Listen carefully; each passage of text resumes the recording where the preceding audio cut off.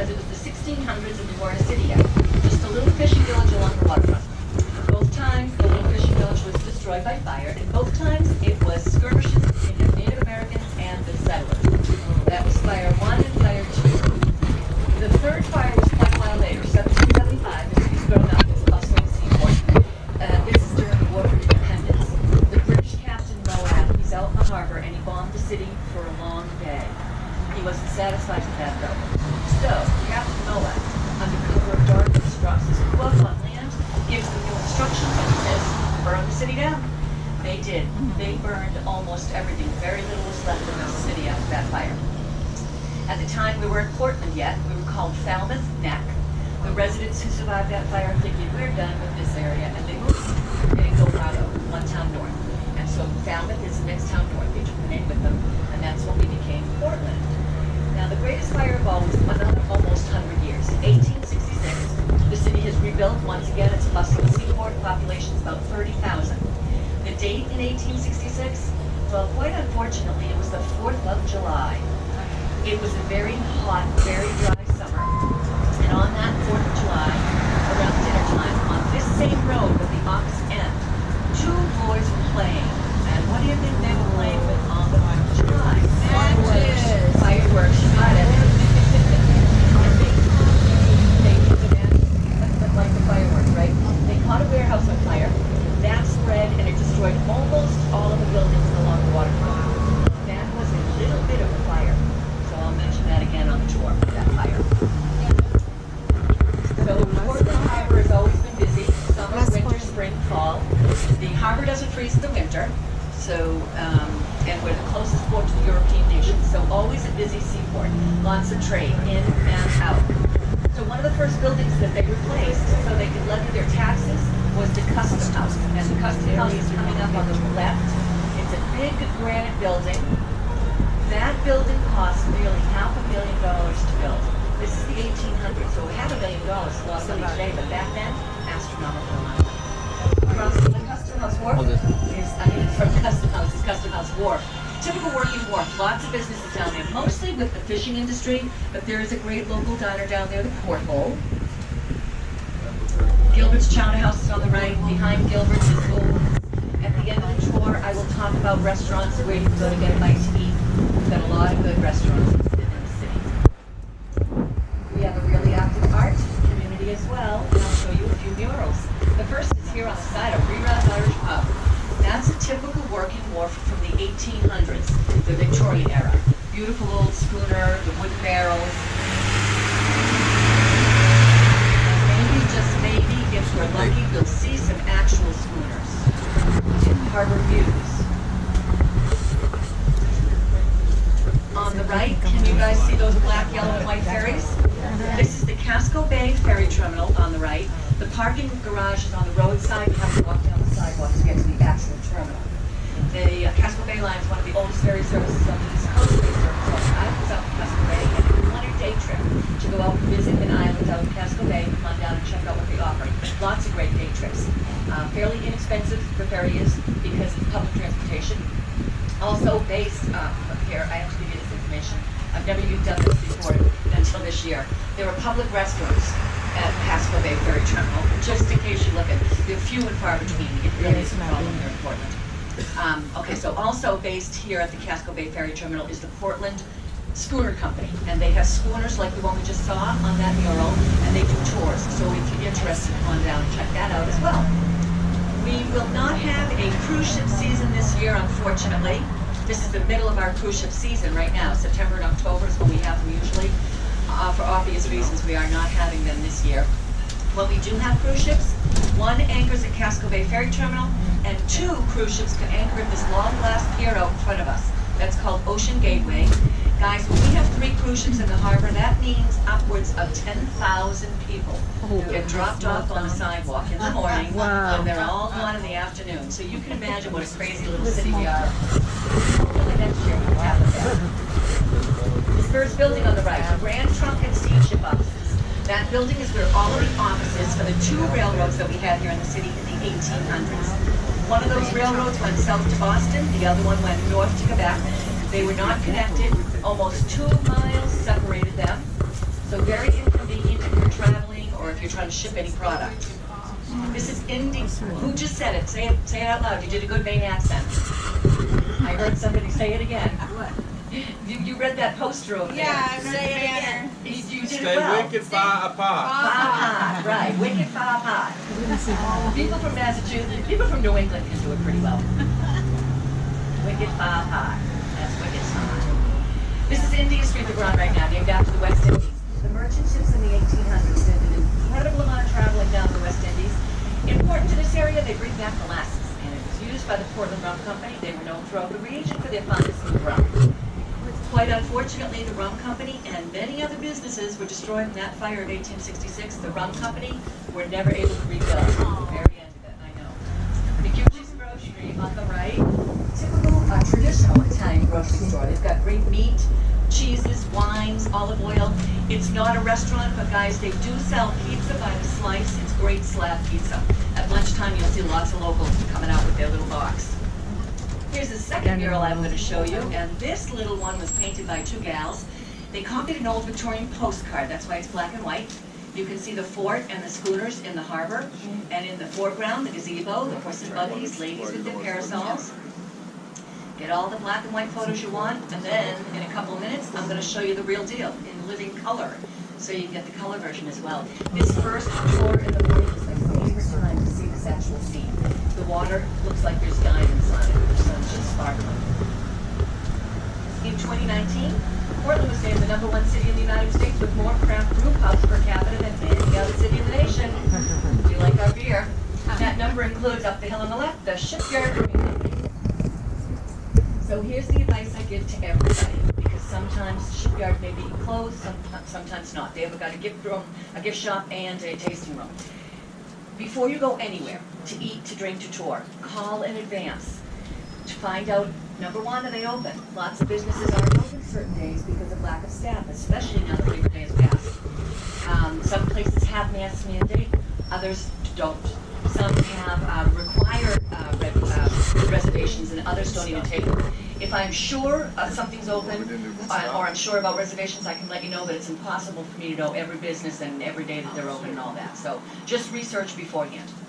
The poet Henry Wadsworth Longfellow was born in Portland, Maine in 1807. His birth home on this corner. No, he wasn't born in the Marriott. It wasn't there. No, it was not there in 1807. The tan boulder on the sidewalk marks where his birth home was. I'll talk about Longfellow later on. His birth home was here. I'll show you where he grew up, his childhood home. So his birth home was on 4th Street, F-O-R-E. We're on 4th Street right now. This is the street I came up for. Prior to 1850, everything on the right side of 4th Street was water. Longfellow's birth home was on the waterfront. 1850 comes along, they start this massive landfill project. The intention is to connect the two railroads. Make it more convenient for travelers, or if you're shipping anything, the railroad companies funded that project. And when we go back to the lighthouse, I will show you exactly how big that project was. Remember, I said 2 miles separated from the railroad, so it's a lot of land. This brick building up ahead. The Portland Company used to be a foundry where they built all the steam locomotive every day. They also built the entire engine. During the Civil War, they built 5 ironclad steam ships.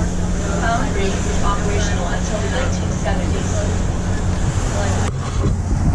So we're still on 4th Street, but at the top of the hill, we're going to be on the Eastern Promenade. The Eastern Promenade is a fancy name for a beautiful neighborhood.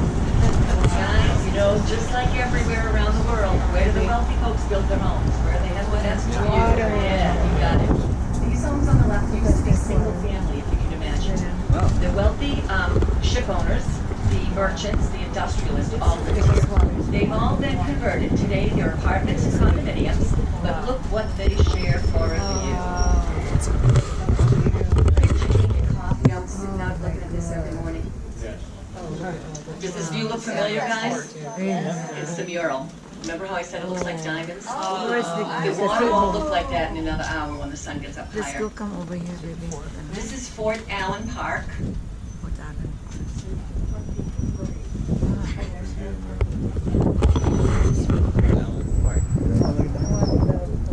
The tan building on the right, guys. Absolutely, positively nothing historical about it at all. Yeah. It does have the distinction, though, of being one of Maine's skyscrapers Oh. at a whopping 14 stories. Oh. It's the second tallest building in the state of Maine. Wow. Did any of you drive here? Yes. No billboards. They're illegal. Oh. We like our view. This is This gazebo. garden on the right, very important, this little garden. Can you see the memorial in front of it, that shiny black granite one? It's got the American flag etched onto the front. This is our memorial for 9/11. And we all know where we were 20 years ago yesterday, right? We had a little bit of history here in Portland. Two of the terrorists stayed in this area on the 10th. In the morning of the 11th, they flew out of Portland International Jetport down to Logan, where they boarded the airliners that flew out of the Twin Towers, flew into the Twin Towers. You know, I don't think I've ever seen an oil tanker. Can you guys see that big red one over there? See, It's I huge. told I don't you think it's I've an ever seen one over oil there tanker, before. babe. I told you it's an oil tanker. Yeah, we saw them coming This in. fort out there, it's called Fort Gorges, Gorges, Gorges, not gorgeous. That was commissioned by Jefferson Davis when he was Secretary of War. If you remember your pictures American of that history, already. Jefferson Davis was president of the Confederacy during the Civil War. So that fort was built before, it was commissioned before the Civil War. Another name right out of the history books is Captain John Smith, native of Pocahontas, Maine. Captain Smith was a frequent visitor here. When he came to visit, though, Maine was not a state yet. We were territory, part of Massachusetts. Maine didn't become a state until See, I told you. 1820 as part of the Missouri Compromise. I think 35. Captain Smith, though, 35. he was quite a map maker, M-A-P, map maker. He would come up and explore the islands out in Casco Bay. He once said he could visit an island a day for a year and never visit one twice. He was pretty fond of calling them the calendar islands. Depending on the definition that you use for an island, you will get a different number of islands out there in Casco Bay. That's because the Coast Guard says that an island has to have vegetation like a tree. Mainers, they say if you can stand on a rock at high tide and water doesn't touch your feet, it's an island. Good example. Can you guys see that rock there? Yes. All right, at high tide, it's almost impossible for me to point out to people. All you can see is a little bit of seaweed. At low tide, it will be 3 times as big as that. It's a big, huge flat rock. Mainers like to call it an island, but the Coast Guard calls it a big, huge flat rock. Boat captains, it's a navigational hazard. This is the Eastern Promenade Park on the right, where we celebrate the 4th of July most years. We do not celebrate it for 2 years. The next year we do it again. Thousands of people come here to celebrate. Catty corner to the trolley out in front of us on the right, a tall monument, the oldest one in the city, the Tucker and Cleves Monument. Yeah. They were 2 of the original settlers in the city. They was had the first there successful trading for- post. On the base, you can see 2 words, Mashigon and Casco. After our On the base opposite was- side, 2 more words, We'll go over here. Falmouth and Portland. And those are the 4 names the city has been called. I told you about Falmouth already. Well, we're still called Portland term. The first 2, Casco and Mashigon, are both Native American terms. Casco, short for Cisco, it means great heron. They were referring to the blue heron, the bird. The second one, Mashigon, means great neck. Portland is peninsula, bordered on the east side by water.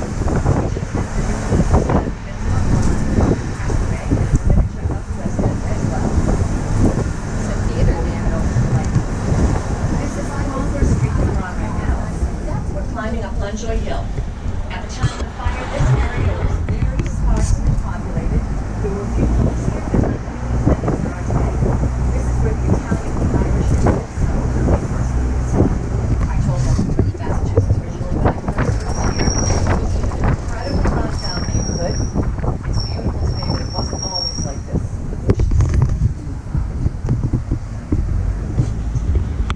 I'd like to be that, but he has every right to park there if he wants. I'm just gonna lock it in. Not really, he can back up. No, because I have 2 important things to talk about here at the top of the hill. So we're gonna sit here in park for a minute. You guys on the left, if you can try and see this marker up, down, up that I'm gonna show the people on the right. If you can't see it, then you can, I'll show you one at the bottom of the hill. But if you guys on the right, way down here by in the sidewalk or next to the sidewalk in the grass. See that marker with the bronze plaque on top? Yes. So there are, and you feel free to stand up if you can't see it. Yes. There are 16 of them around the city. what they mark as a business, a homeowner, some kind of involvement in the Underground Railroad. We had a very active community on the Freedom Trail. This was one of the last stops the slaves had to get through for freedom. I have a printout with all 16 at the end of the tour. If you want a copy of it, just ask me. When you're walking around, you're sure to see others. It's one of the Casco Bay ferry terminals. It's one of the huge. There's quite a few in the old river district. And you guys on the left, we didn't see it. I'll point out another one. All right, you guys on the left, will you do me a favor? Will you tell the folks on the right what that tall building looks like? My house. Thank you. You guys on the right, if there's someplace you can sneak over to take a peek at it, feel free. It's not a lighthouse, it's called an observatory. Just as important to the maritime community as the lighthouses were. The reason the observatories were built, you're a ship owner in the 1800s, right? You send your vessel down to the West Indies or wherever. The owner doesn't go with the vessel. The captain takes it out. The owner, he stays here safe and sound. Unobserved. But he has no idea when that ship comes back. No phones, no radios back then. It can be months So or you years. look. So the observatories were built.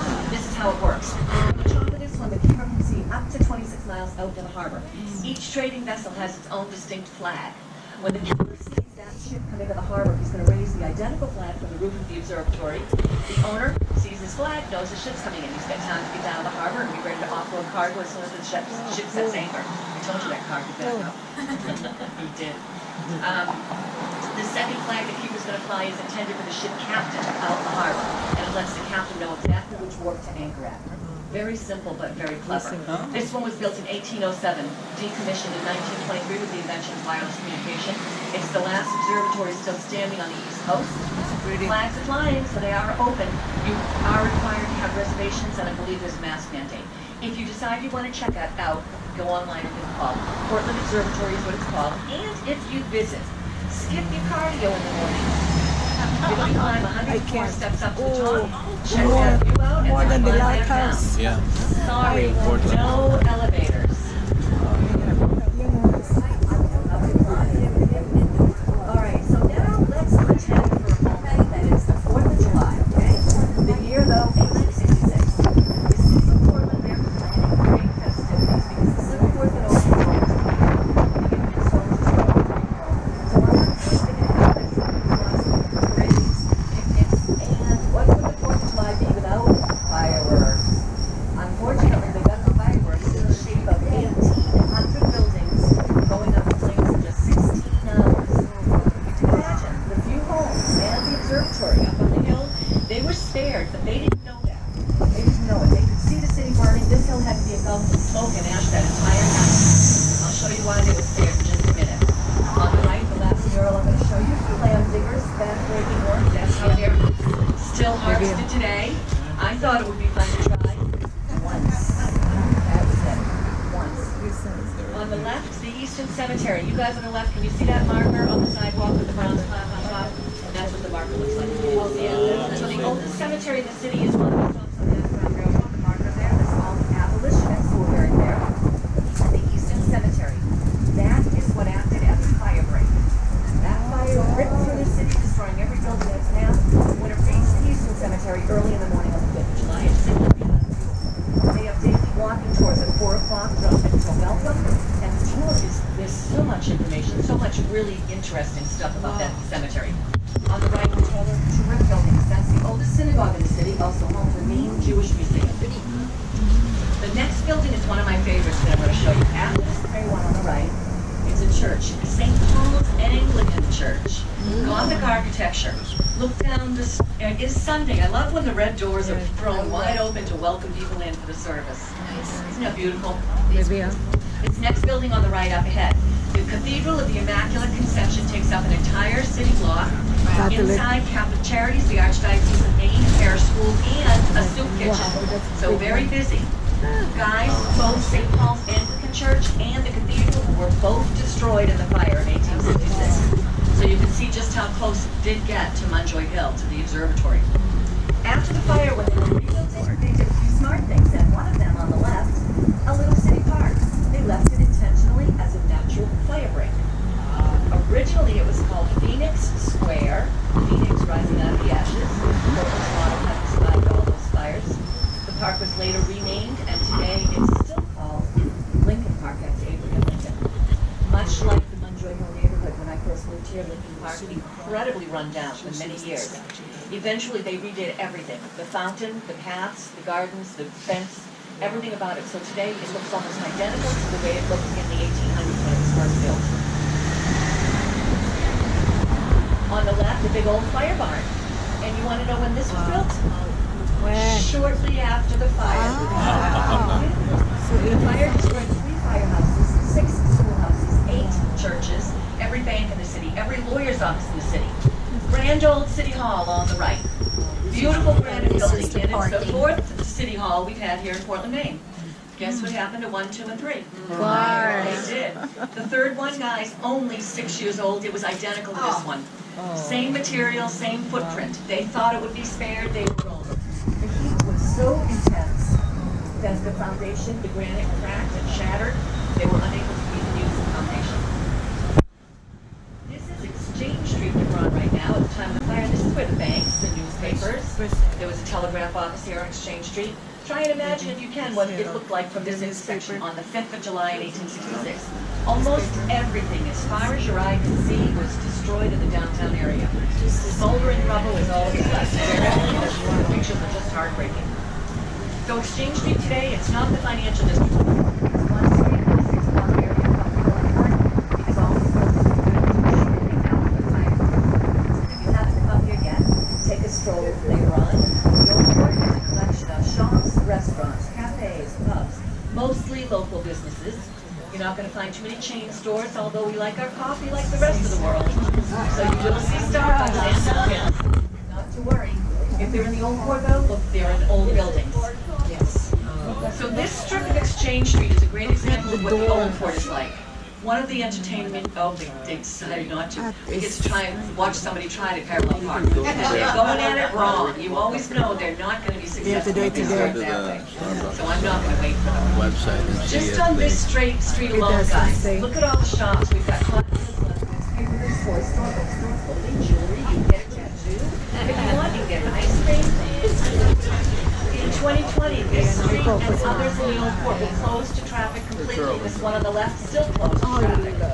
That allowed the businesses to use the sidewalk and the street as part of their establishment. So there was plenty of room for social distancing, and you can see that a number of places still use the street and sidewalk. At this intersection, guys, across the street on the left, a little cobblestone road. At the end of that road is where the tour started. I'll point it out again when I drop you off. Very easy to get up here. This intersection is Exchange Street meets 4th Street, F-O-R-E. We were on 4th Street earlier, remember? Longfellow's birth home was on 4th Street. In the old port, 4th Street has got lots of places to get something to eat and drink. On the left, Gritty's, Maine's original brew pub. And if you have sweet tea, be sure to take a stroll down there. On the left, look at all the yummy sweets. An ice cream bar, cupcake shop, candy shop, gelato shop. Lots of good things, lots of sweets to eat, right? Gelato. The owner, Gorgeous Gelato, is from Italy. He's got an authentic Italian gelato recipe. These 2 blocks of buildings on the left, guys, survived the fire of 1866 unscathed. The fire took a diagonal path through the city, destroying everything on the right, everything along the waterfront. These 2 buildings were still standing. Everything around them was destroyed. So pretty amazing. They predate 1866. Wow. Urban renewal, mid-1900s. Developers were tearing down all those old buildings. This is what they replaced them with. These are just not the same, are they? This is the financial district, and they are just so stark. The old ones have more charm. Anyway, mid-1900s, when I first moved here, Portland was not a tourist stop. Not yet. People passed us by. They went to Booth Bay, Bar Harbor, like many cities and towns in the United States. Here in Portland, there was a lot of crime, opposition, lots of rundown neighborhoods, not just Lenjoy Hill, lots of them. Eventually, though, they cleaned things up, and today, even though tourism is not year-round, we only have tourists in Portland 7 or 8 months of the year, it is the #1 industry. And you drive our economy right through the winter, so thank you for coming. We appreciate it. Look at these buildings down the street on the right. Look at the ones on the left. Nickelodeon cinemas were built in the 1900s, right next door 1800s. Yes. Best example I can show you the difference in the architecture, because it's side by side right there. This park on the right is Lobsterman Square, and that Lobsterman was an actual lobsterman from Bailey Island, Maine. That statue was Maine's exhibit at the 1939 World Fair in New York. So raise your hand if you've never, ever, ever tried Maine lobster. Ooh, Oh, a lot of you. Okay, shout out. Are you gonna try it while you're here? Yes. Anybody say no? You don't want to admit it. All right, are you allergic to shellfish? No. Do you like shrimp? Yes. And you're not gonna try lobster? Tell her. If you like shrimp, absolutely positively do not skip on the lobster. Seriously, it's an upgrade to shrimp. I'm not sure. Well, I know it's slow, but that road is still closed. I don't know what his deal is. That car just came. Well, I know he did. Okay, guys, can you see the church out the front windshield? I'm going to make this right. Look up the street at the church, because we have to go around. They've blocked it off. They didn't make it very easy for me to do this, though. So, yeah, check out the church. We're going to come back and see it from the other side. I just like people to see it from here, though. All right. You know why they blocked the street off? Guess what they're building right here on the left? An 18-story building. Yeah, so that will be the tallest. I'm going to show you the tallest. I don't usually show you the tallest building in the state of Maine because we don't usually go this way. I have a feeling that construction is going to be like that for the rest of the season. So we have to go around the block and see City Hall once more. I will show you a couple things I didn't show you already though. At this next intersection on the right, see those granite buildings? Those are the federal and county courthouses. And then we're going to go by the fire barn again. This It'll be one, on you our got right. this one, right? And once we pass the fire barn on our right, look across from it. You'll see a tall building. That is the tallest building in the state of Maine at a whopping 16 stories. 16. But it won't have that status for much longer. That is 18. It will be the second tallest building in the state of Maine. Look at that. It's open. All right, so That's we're the back on Catholic Fox church. Street again. And we're going to go inside that church. So that church that I had to look at, we're going to go by, it will be on the right. It's called the First Parish. It's a Unitarian Universalist church. Today, it's a stone church, beautiful.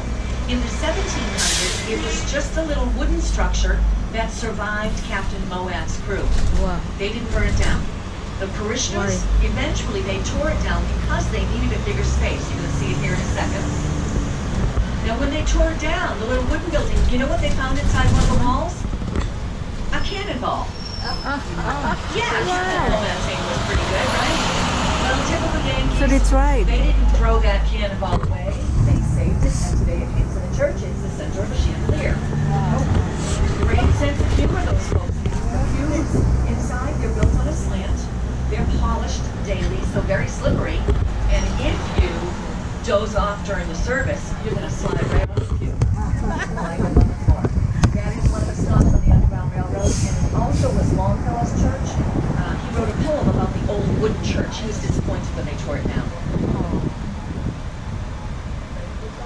Through this intersection on the left, this park is called Monument Square, and the statue in the center is Our Lady of Victory, and this is a memorial for the Civil War. Maine had more volunteer soldiers per capita in the Civil War than any other state in the Union. Can you guys see how all those restaurants have outdoor seating in Monument Square? Yes. Before 2020, not allowed. I hope it's permanent. I really do. It's not doing any harm. It's doing more good. And you know, we didn't come out a lot in 2020, but I definitely came out a couple times out to dinner, and I ate outside. I just dressed like I was going skiing. The next thing I'm going to show you is on the right. After these buildings, sitting back from the road behind the wrought iron fence. This 3-story house is the Wadsworth Longfellow House, the oldest house on the peninsula. Yay, get it. It survived the fire in 1866 too. The Wadsworth Longfellow House. The 3 generations lived there. And the siblings grew up in the house, and they lived there with their parents, both as grandparents. Henry's sister Anne lived there her entire life. She died in 1901, and when she died, she built the building for the Maine Historical Society. They have maintained it since then. It is a museum today. Everything inside is just like it was when they lived there.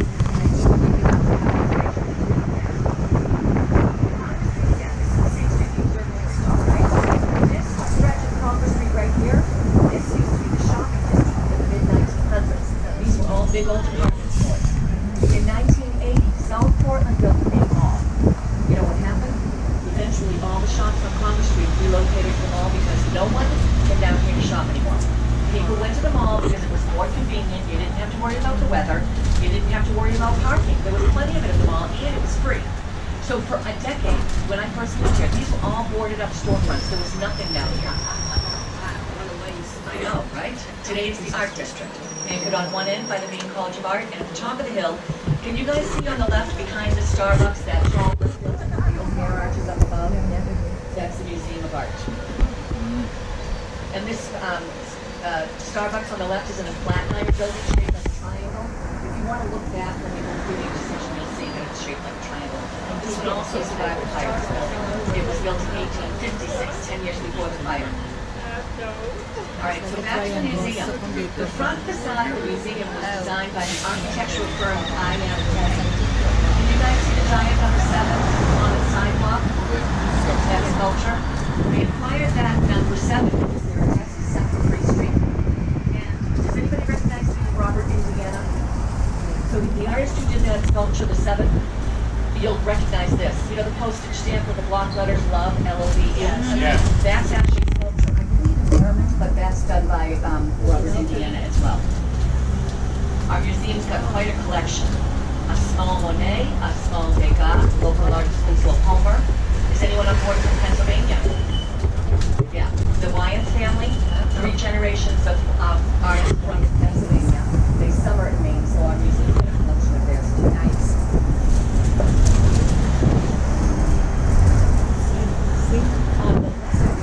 This open space is Longfellow Square, and there's Henry Wadsworth Longfellow.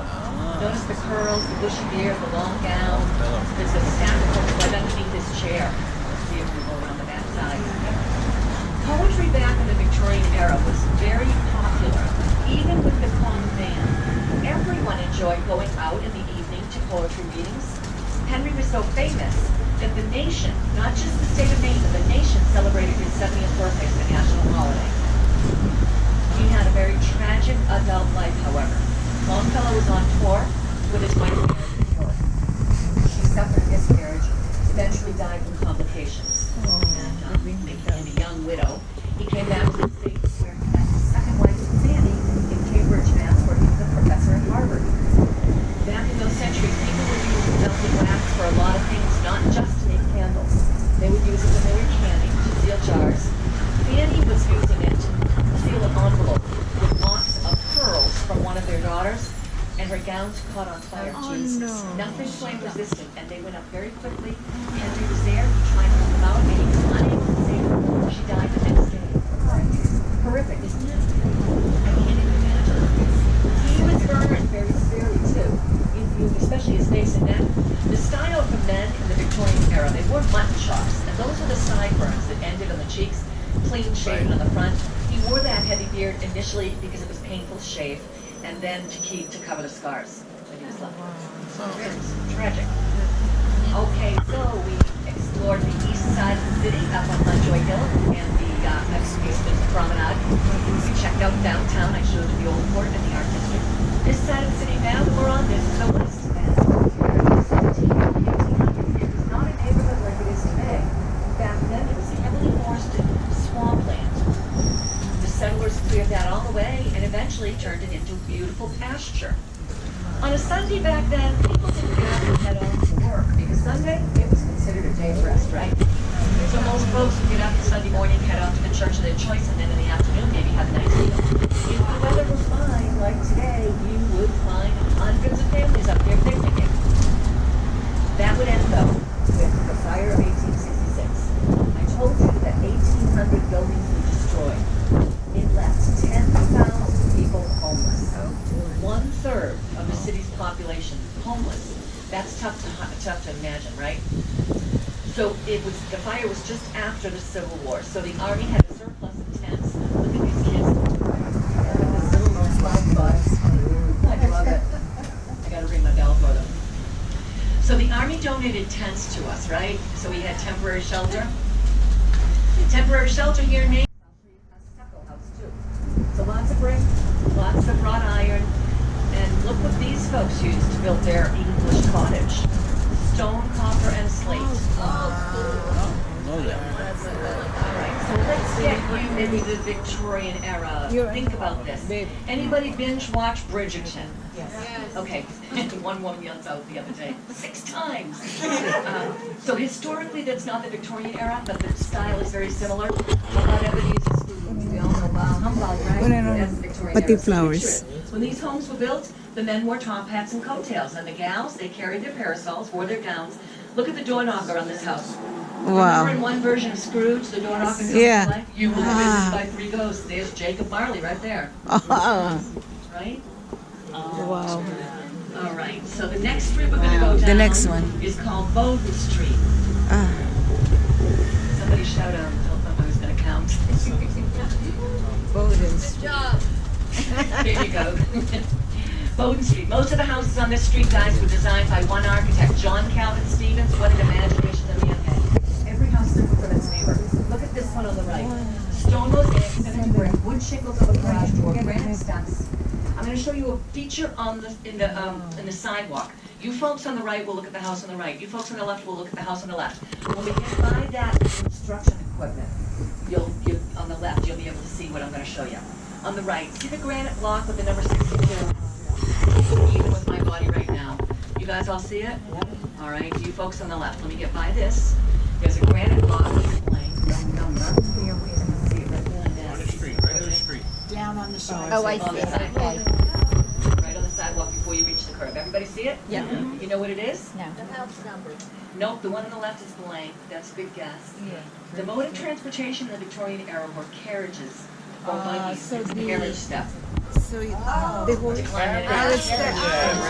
Carriage So step. that There when you they go. alight, when they get Look at the out. front door on the house on the right. The one on the left is stucco.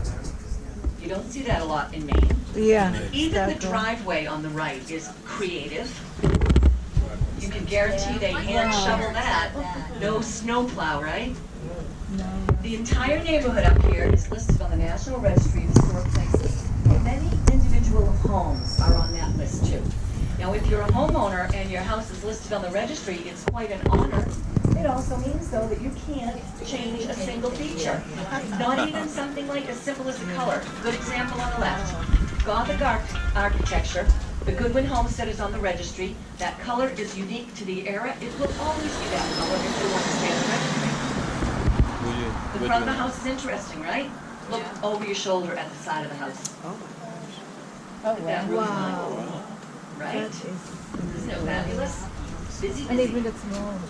Look at the roof. So in the Victorian era, they used all their imagination and creativity when they were building things. They had nothing left when they named. Another cemetery. You have the Eastern Promenade, the Western Promenade, the Eastern Cemetery. Guess what this cemetery is called? Western Cemetery. There you go. Cemetery. Longfellow's parents and siblings are buried here. He is buried in Massachusetts, as I said, he's a professor at Harvard, so he's buried at Oxford Cemetery in Cambridge, Mass. This next street we're going to turn on to is Danforth Street. We're still on the West End, so many unique homes. See a home on the right. Look between the next 2 houses on the right. You're going to see a great view of the working waterfront of the river. Oh, wow. That's the view these homes have. Yep. Right? So many of these houses on the right were built for ship owners. So they could see their own ships coming into the harbor, correct? The owners who use the observatory paid a yearly subscription fee for that service. We're unassuming compared to this. On the left, behind these hedges, this entire block, all of these buildings are the Wayne Fleet School, a prestigious day school, K through 12. It's been open since 1898. Wow. If you're old enough to remember Chicago Alley, the actor Judd Nelson went there too, but he did not graduate. He got kicked out. The young actress Liv Tyler went there too, and so did one of Betty Davis's daughters. On the other side of the city, I told you that's where the Italian and the Irish settled. Over here on the West End,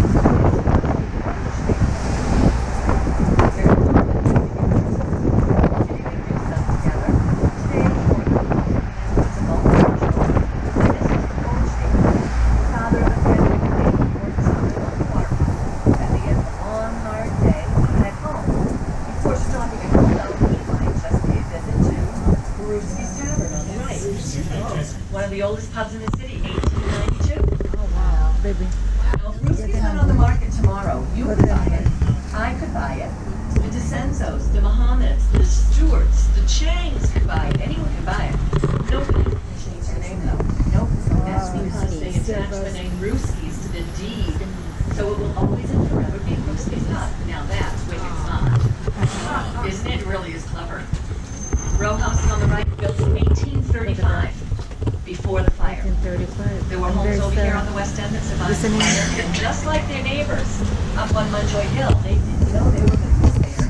They could see the city burning as well. There had to be smoke and ash and debris on this side covering this hill too.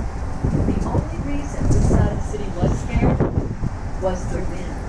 It was going in the opposite direction. If it had swirled back this way, there would have been more destruction on this side of the city as well. It was the greatest city fire in the history of the United States until the Chicago fire just 5 years later.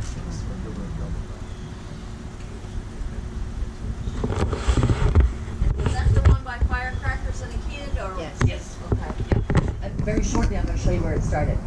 And it was over here on the west end. It just swept through the city that way. Yeah, and people ask me what happened to the boys. I have researched to try and find out, and not definitively, but from what I read, it looks like the families moved away. Very smart. Rugel's Sylvester Morse, a lad who grew up in the city in the 1800s. Now, he moved to New Orleans. He was pretty successful down there. But he and his wife, Olive, you know, they really didn't like the heat community. Not in New Orleans, so they spent all their summers back here in Portland, Maine. If you're going to be here every summer, you may as well have a little summer home, right? So they built one catty corner to the trolley on the left. Look at that. That large house was their summer abode. That's Victoria. Just the two of them, no children. He died in the late 1800s. The Libby family acquired the home. They eventually turned it into a nonprofit. Today it's Victoria Mansion. You definitely need to have reservations to visit Victoria Mansion, and they often sell out. So make sure you check it out ahead of time. I believe the mass is required there too. In fact, tomorrow night, our city council is going to vote whether they're going to, I think they're going to impose the mask mandate indoor again, starting tomorrow. Row house is on the right. Listed on the National Registry of Historic Places, hence the electric lines. You can't change anything. They're called the mustache houses. Oh, Yeah, because of that thing. Looks like a mustache. All the way down at the bottom of this hill. Can you see those buildings down there? They are on the waterfront, on Commercial Street, same street we started our tour on, just the opposite end. That's the area where those boys were playing fireworks.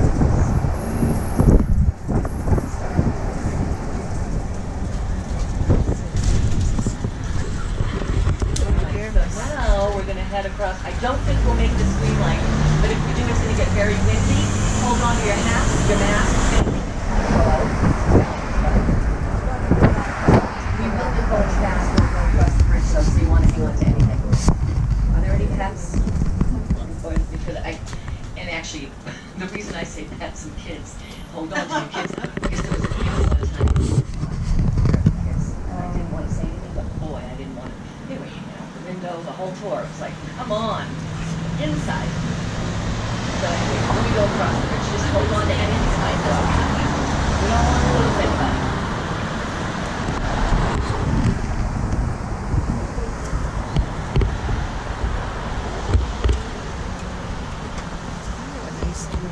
Ron said the best thing that ever happened to me was digital photography because he had all the mistakes. Because now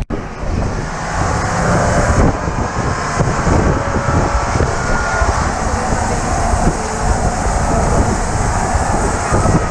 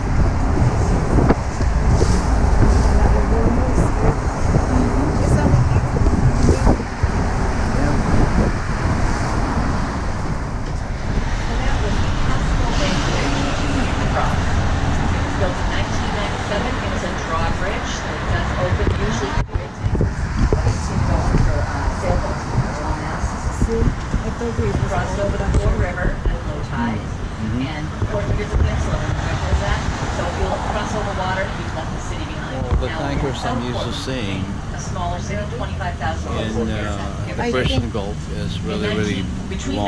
1941 and 1945, during World War II, South Portland had a huge shipyard, and it was just a couple of blocks up ahead and left.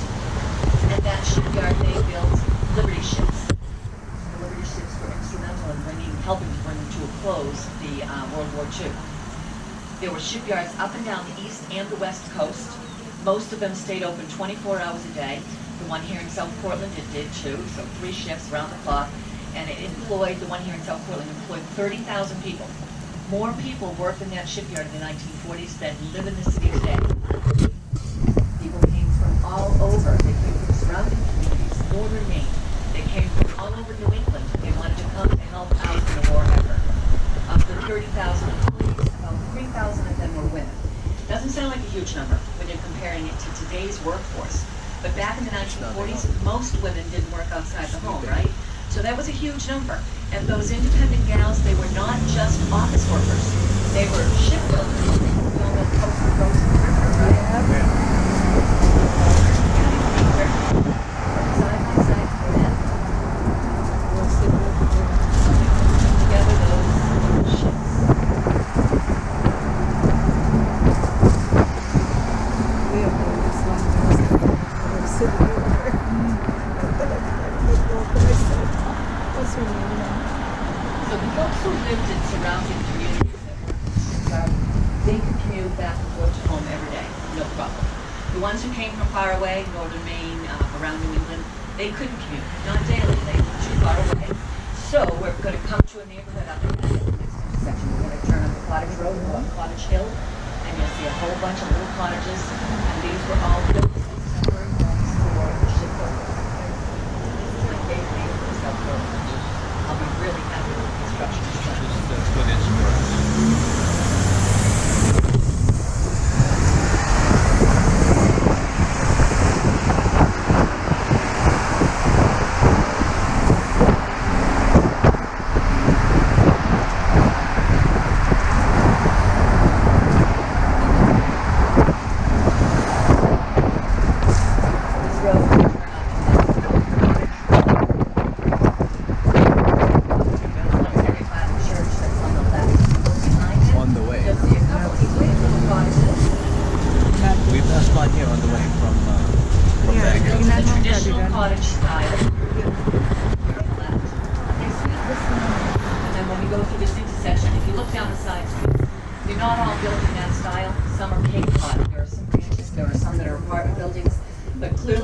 Built in the 1940s were the ones that were built like for the main shipbuilders. filling station. It really is a sweet name, but I love it over here. In British. And then with autos, this is a pizza place. They've got great pizza, by the way. There's autos on Congo Street out by Munjoy Hill. I often wonder, though, with this one, because it was a filling station, what did they have to do environmentally to make it so you could eat? Because they were, I mean, they haven't opened for indoor dining, you know, since COVID. You can still pick up, but that is where you eat, in those 2 bays. And I just wonder, what did they have to, they had to do a lot, I would think, right?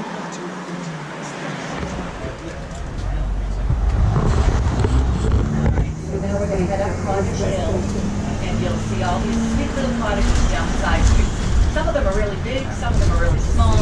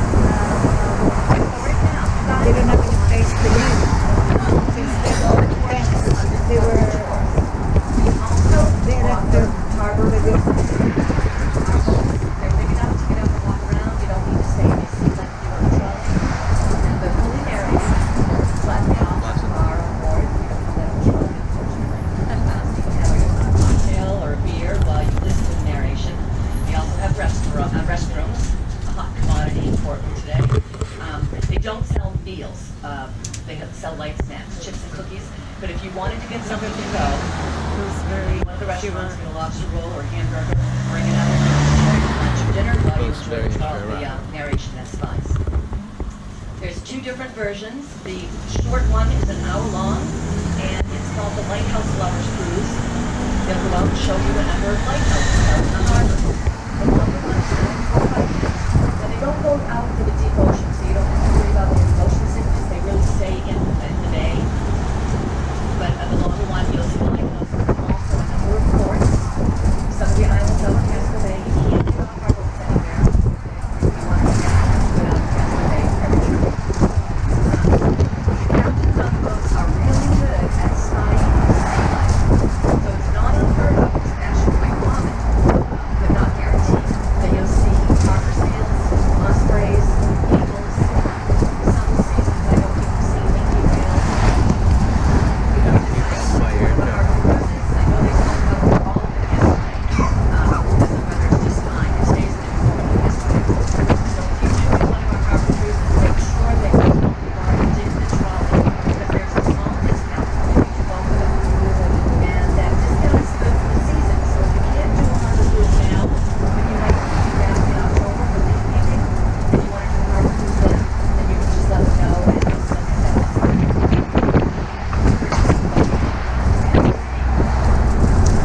Very close to the lighthouse. It's called Portland Headlight. It's in this unbuilt, over 90-acre park situated in the small community of Three Oaks. South Portland, most of the working class folks live here. People live in a very affluent community. You'll see a change in the houses. The homes here on the left are oceanfront property. You'll catch a glimpse of the Atlantic Ocean.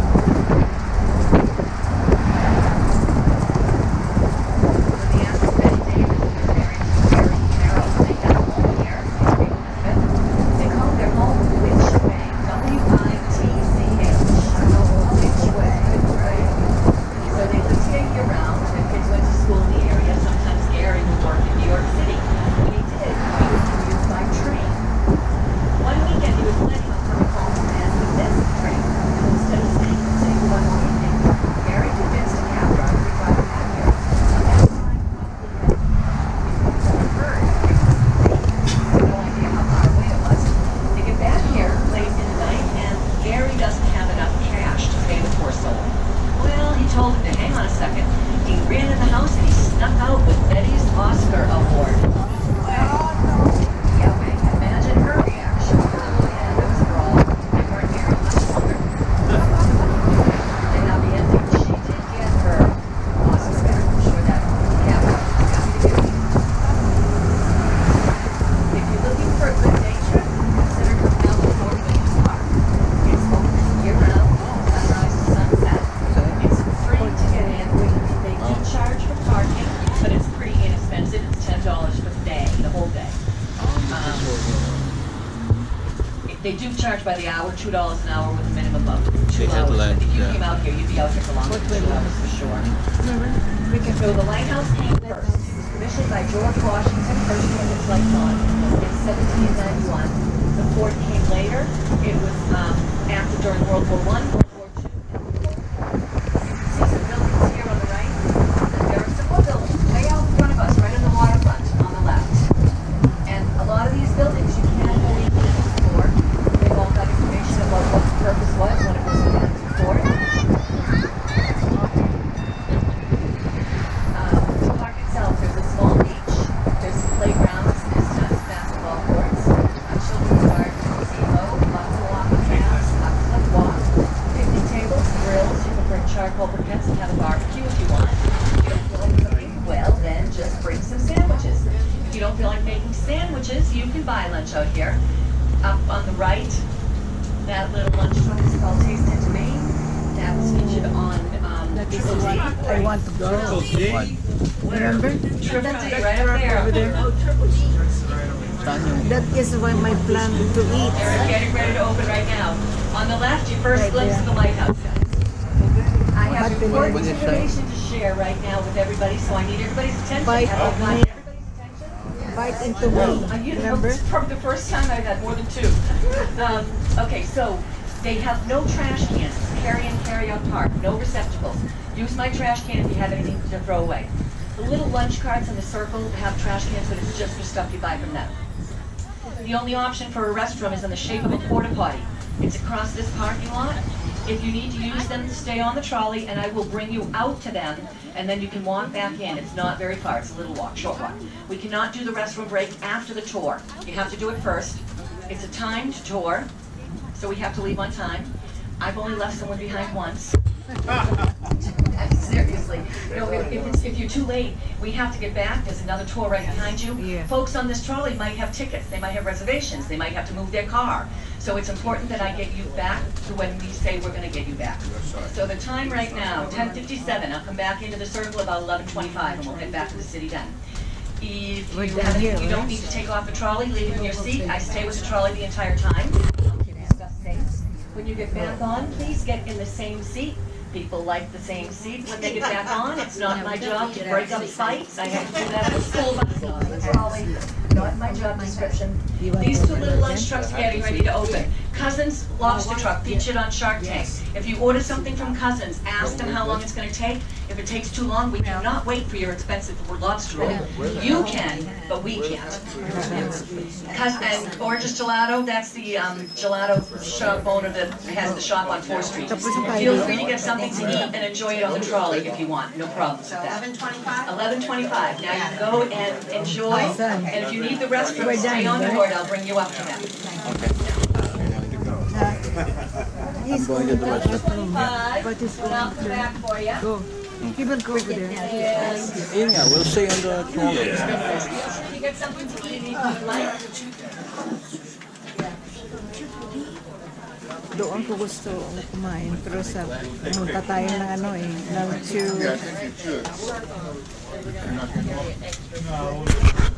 That I know, but Never paid get a any. good Yeah. taste for what it's So I don't know if they checked on you or what. And it's really Yeah. nice that Kate Elizabeth keeps it It's as all right. accessible to everybody as they do. It really, that is It's a always lovely busy. spot. One Yes. summer I counted We over were 100 here weddings. yesterday. Oh, you were So here. we spent the whole day here. Some formal. Yeah, because I know I said 30 minutes with my two guys. They like to take pictures.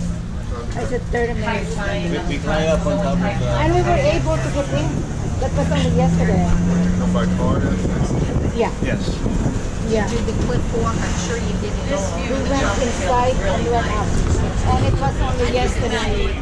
So we only Over know on the right, that. that's East Yeah, Island. because we went. If you look out over my head, when we drove, those buildings over there, we up went front to windshield, the that's visitor Portland. information. And you can see that big And red the lady said, oil oh, tank. tomorrow you can go to 3 Any avid lighthouses runners and on then there? walk in. So we went Yeah, way at the top. The reason I asked though is because Cape Elizabeth has a 10K run. Steps. It starts at a beach south of I here, was it like, ends I at this said, is lighthouse, there that's the any place to beacon. like get So to? this hill, yeah, you have to run on top of this hill. They're all Heartbreak Hill. Even if you're not a runner, I recognize the woman's name who started the Beach to Beacon because she was the first female to win the Olympic marathon. Oh, wow. In '84, I think. Joan Benoit, since her last name today. Joan grew up here in Cape Elizabeth and started the Beach to Beacon as a way to share with other runners where she trained. So obviously we didn't have it in 2020. In 2021, they opted to do it virtually because in 2019, they estimate between 30 and 35,000 people are in the park on that day. Oh, wow. Over 10,000 runners. Wow. So they really could not figure And out they how fit? to do it safely. So Yeah. it was virtual this year. 2022. I know that they did it the same 2 weeks as the Olympics. So I don't know. But they did lots of runs virtually. What is that? But the trolleys were quite popular. They're Victorian era, late 18, early 1900s. People could ride the trolley not just to the city. There was a line that came out here to Cape Elizabeth. You could walk to Yarmouth or Falmouth. They say that you could ride a trolley from Portland, Maine, all the way to Chicago, Illinois. You just ride one line to the end, get off, get on the next one, ride it to the end. So here in the Portland area, they built trolley parks, P-A-R-K. There was a trolley park down that road to the right, that just went by. That's a hydrangea street. Looks like hydrangeas to me. And at the trolley parks, I've seen pictures of the beautiful resort hotels. They were gorgeous. And they would also, at these trolley parks, they have walking paths and flower gardens, water fountains. The one here in Cape Elizabeth had a casino and a small beach.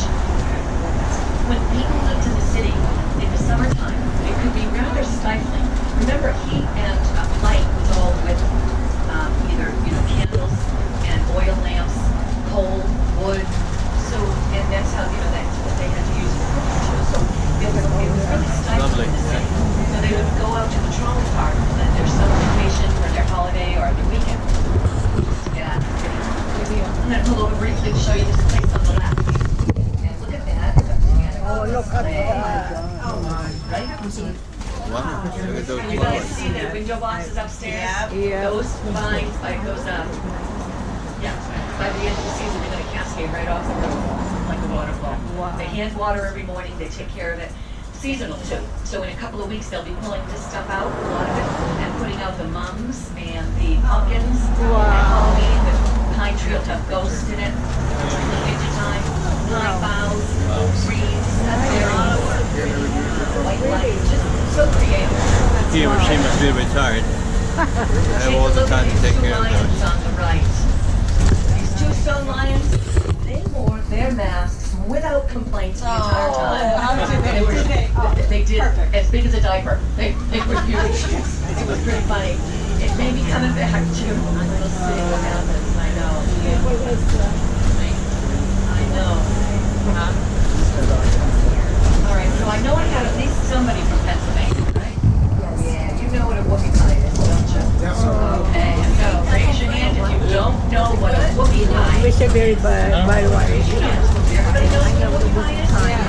It's unusual, honest to goodness. Usually there's at least a few people who don't know what they are. Okay, so I don't need to explain what they are. Whoopie The reason I asked about Pennsylvania though, the Amish were the first folks to create a whoopie pie. And here in Maine, they have a very large Amish community. So we like our whoopie pies too, so much so that it's our state dessert. Really? Yes. You'll find them at every bakery. You'll find every flavor. I'm sure in Pennsylvania, they make every flavor too. Yeah, every flavor. So not just the traditional chocolate, caramel, you'll find blueberry, you'll find maple, I've seen butterscotch, red velvet, coffee sweet lemon, red velvet. I've seen it. I didn't try it. My favorite is pumpkin though. That season's coming right up. Pumpkin whoopie pies are delicious. You'll find them at every bakery. You'll even find them at little convenience stores. See this Cumberland Farms on the left? And they probably will sell whoopie pies at the register, like local treats that you can buy. Same thing. Even like this liquor store too. And I'll tell you what did well during the pandemic. Liquor stores. There were lines of cars waiting for their curbside pickup all the way down to the light. Wow. We have a local baseball team, the Portland Sea Dogs. Look at And that. for one day during the season, when they play the Yeah. Erie, Pennsylvania Sea Wolves, well, we change our name to the Whoopie Pies. Oh, So it was a real fun night, the I want lot to of see that. rivalries between the teams. Who likes the Whoopie Pies best? We agree, everybody likes Whoopie Pies. They are good. You can get mini Whoopie Pies too, but that's only good if you Picture try a of the selection, gasoline right? price because in California it's over $1. It's more, yeah. What's this old Ford truck in front Throw of me? your taxes in, right? Oh, he's even got old name plates. Those That's are about the ancient Well, they're trying to plates. recall the governor of California right now. That's this week, isn't it? Yes, Vote? the 14th. What do you think? I don't know. They're saying it's too close. Close, right? Yeah, when we left it was almost $5. Probably the original plates. I haven't seen a plate like that in years. Cemetery. All right, so because I didn't have to explain what whoopie pies were, I finished talking about them early. I don't think I've ever not explained what a whoopie pie is. There's always at least a couple people. But that's okay. What is it? All right, so at the bottom of this hill is a business called Cape Gourmet Whoopies. Oh, And guess what they make? They only opened in 2018. One of the first days they were open, I was coming down this hill and you could see somebody burned a match out of the smokestack. It was a big Gourmet Whoopies also feature Rwanda coffee. And inside that company, I read an article about him a couple of years ago in the paper. He emigrated here from Rwanda. He started his coffee bean company. He's probably been here 20 years now. There's another race, not the Beach to Beacon. It's called the Try for a Cure, TRI, a mini triathlon raising money for breast cancer research. Only women can participate. But the man who started that coffee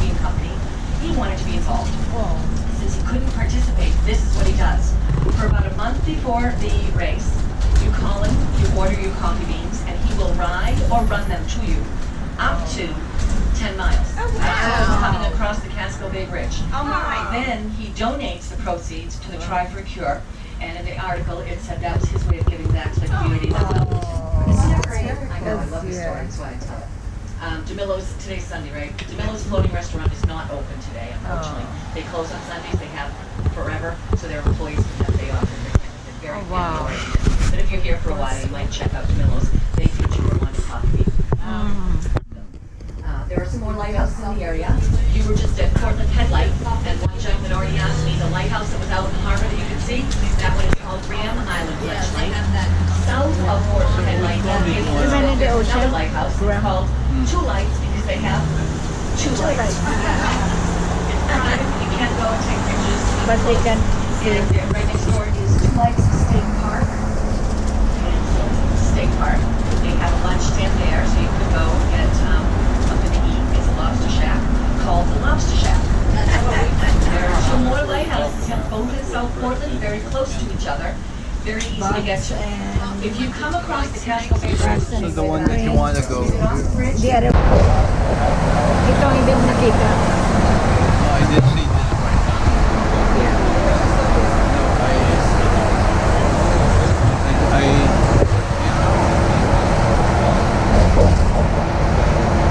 I think that's the tallest. No, it's tall.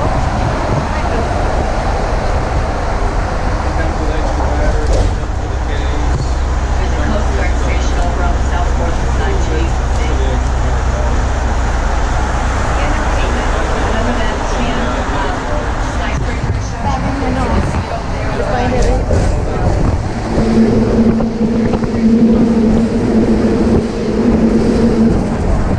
When the cruise ships are in the harbor, they're anchored right over there by that skyscraper, so you can compare them. We have lots of cruise ships that are taller than our skyscrapers. Everything below us right now, all the way up to that tan skyscraper, including the road down there. Can you see the road? That's Commercial Street. The entire length of Commercial Street, everything to the right of it, all the way up to that tan building, that was all water before 1850. That's how big that landfill project was. So is there like a reclamation? So it really was a huge project. Okay, a couple of years ago, Cuisine Magazine named Portland one of. So we expect great food, and we get it. We really do have great food. In the Old Port, like I said, every ethnic flavor. To find the Old Port, this is what you do. Commercial Street runs along the waterfront. Parallel to Commercial Street is 4th Street, F-O-R-E. We are on 4th Street right now again for the third time. Parallel to 4th Street, up another block, is Middle Street. Parallel to Middle Street, up one more, Congress Street, where the Art District and Monument Square. Those four parallel streets and all the little roads in between, that's what makes up the Old Port District. Up ahead on the right, you see those brick buildings? We're going to make a right here. Oh, and Gorge Gelato, the guy who has to stand out there, that's where his shop is on 4th Street. But these buildings on the right, they'll be on the left once I make the corner. Those are the buildings that survived the fire of 1866. Take a look at the little road running behind it. Wharf Street is what it's called. Before 1850, Wharf Street was along the water's edge. Everything in front of us was landfill, is landfill. Wow. So that little road, little cobblestone road, pretty much what the city looked like in the 1800s. Ended. If you guys go to Gritty's Brew Pub, you're gonna get Gritty's beer. If you go to Shipyard, you'll get Shipyard beer, correct? Right. If you want a selection, you wanna try a flight of different craft beer from around the area, $3 Dewey's on the right, they've got 36 taps. Wow. So you can get a flight or two to try a number of kinds of beer. Across the street in that blue building, the Liquid Riot is a restaurant, but it's also a brewery and a distillery. They make their own bourbon, their own gin. The name Liquid Riot has some history. In the 1800s, Mayor nailed down. He thought prohibition was a great idea. So he enacted it, but he kept a secret stash of rum at City Hall. Medicinal purposes only, he said. Well, the residents were having none of that. When they found out, they staged riots. Mayor Dow ordered them to disperse. They refused. This went on all day. He eventually ordered them to be shot. They were. One man struck and killed. It ended the riot. It also ended prohibition at the time. So the name of the restaurant, the Liquid Riot, is actually from 1850. If you're driving a car, really pay attention to pedestrians because they don't know what this means.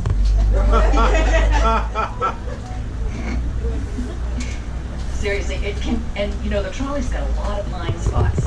And I stop for people, but if you don't see them, you don't just keep stopping for no reason. All right, I have cards for TripAdvisor. If anyone is interested, we like to get reviews. Who doesn't like a compliment, right? However, a good critique, nothing wrong with that either. If there's something we can do differently, how we load the trolley, how we sell the tickets, something about our boats, if you take one of our quizzes, let us know on TripAdvisor and we'll see if we can fix it. I forewarn you, if you complain about the weather today, I think you're crazy. But I laugh every time because people will complain about the weather on TripAdvisor, like, we can do anything about that. I wish. Across the street on the left, the building with the two awnings, the Holy Donut, their donuts are made from Maine potatoes, so you ought to try those while you're here. Right next to that building, the little cobblestone road going up the hill. And that little cobblestone